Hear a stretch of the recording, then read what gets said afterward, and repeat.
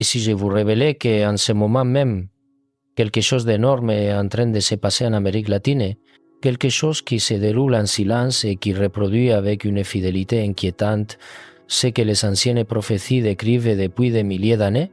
Je m'appelle Gigi Benitez et j'ai passé plus de la moitié de ma vie à suivre des pistes dans les territoires les plus reculés, à traverser plus d'une centaine de pays, à fouiller dans des archives oubliées et à recueillir des témoignages ignorés par les médias officiels.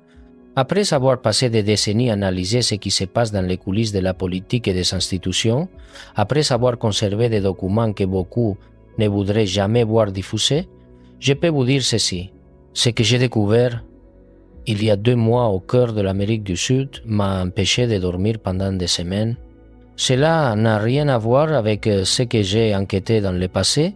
Cela appartient à une nouvelle catégorie capable de bouleverser tous les schémas connus. Et je vous le dis dès maintenant sans introduction. Si vous décidez de me suivre jusqu'au dernier mot, si vous vous lancez avec moi dans ce voyage à travers 10 à 8 pays, votre perception de la réalité ne sera plus jamais la même. Car nous ne discuterons pas de scénarios futurs ou d'hypothèses lointaines, mais d'un processus qui se déroule actuellement. En 2025, du fleuve Bravo à la Patagonie, sous les yeux d'un demi-milliard de personnes qui ne comprennent pas encore ce qui est réellement en train de se former, tout a commencé de manière inattendue.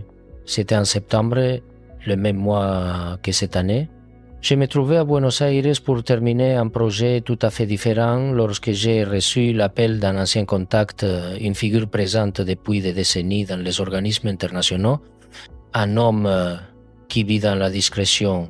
Sa voix, habituellement calme, trahissait une agitation inhabituelle. « Gigi, tu dois te renseigner sur ce qui a été approuvé lors du sommet latino-américain sur l'identité numérique. Cherche les accords de Carthagène des Indes, puis ouvre la Bible à Daniel 7 et Apocalypse 13. Inutile d'en dire plus, vérifie tout et appelle-moi ensuite. » L'appel s'est terminé, sans autre explication. Je suis resté assis dans ma chambre d'hôtel du quartier de Palermo, observant les avenues de Buenos Aires, tandis que je ressentais à nouveau cette sensation précise qui accompagne chaque journaliste lorsqu'il sent qu'il a mis le doigt sur quelque chose d'énorme. C'est le même instinct qui me guide depuis mon enfance à Pampelune et il ne m'a jamais déçu. Je venais d'entrevoir un seuil à franchir. Poussé par cette intuition, j'ai allumé mon ordinateur, commandé un café et commencé à fouiller dans le système latino-américain d'identité numérique unifié connu sous le nom de SLIDU. Mes premières recherches m'ont renvoyé le communiqué habituel, rempli de phrases toutes faites sur la modernisation, l'inclusion financière et la lutte contre la corruption, le langage institutionnel écrit pour ne rien dire. Mais ce n'était pas le moment de m'arrêter. J'ai commencé à passer des coups de fil, à consulter des personnes qui ne parlent qu'à ceux en qui elles ont confiance, à obtenir des documents absents de toute plateforme publique. Et ce que j'ai trouvé m'a laissé immobile dans un silence qui m'accompagne rarement après tant d'années d'enquête. Avant de continuer, cependant, vous devez comprendre un point décisif. Je ne suis pas un homme qui cherche des présages partout. Je n'ai jamais transformé une éclipse ou un tremblement de terre en annonce de la fin du monde. J'ai travaillé avec rigueur pendant plus de 50 ans, en conservant un scepticisme sain et un esprit ouvert mais discipliné.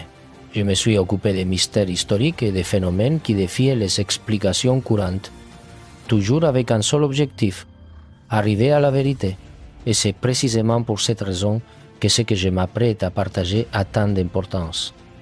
Nous ne parlons pas de rumeurs tirées d'Internet ou de fantasmes nés dans un forum oublié, mais de faits étayés par des accords signés par des chefs d'État et par des systèmes en phase avancée de mise en œuvre dans 10 à 8 pays simultanément.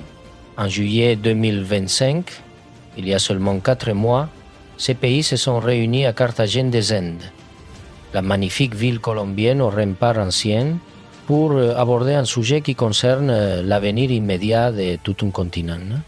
Le président et ministre d'Argentine, du Brésil, du Chili, de Colombie, du Costa Rica, de l'Équateur, du Salvador, du Guatemala, du Honduras, du Mexique, du Nicaragua, du Panama, du Paraguay, du Pérou, de la République dominicaine, de l'Uruguay, du Venezuela et de Bolivie ont signé l'accord de Carthagène pour l'intégration numérique latino-américaine, un titre qui semble anonyme, presque bureaucratique, comme tant de documents que personne ne lit jusqu'au bout. Mais il suffit d'ouvrir les annexes, d'analyser les procédures qui sont sur le point d'être introduites, de comprendre la signification concrète d'une identité numérique unifiée étendue à tout un continent pour que le sang se glace. Car ces projets, ces réseaux construits pour un contrôle sans précédent reproduisent avec une fidélité surprenante les dynamiques décrites par les prophètes bibliques il y a plus de 2500 ans. Daniel l'a vu dans ses visions à Babylone, des visions qui l'ont bouleversé et qu'il a confiées aux générations futures.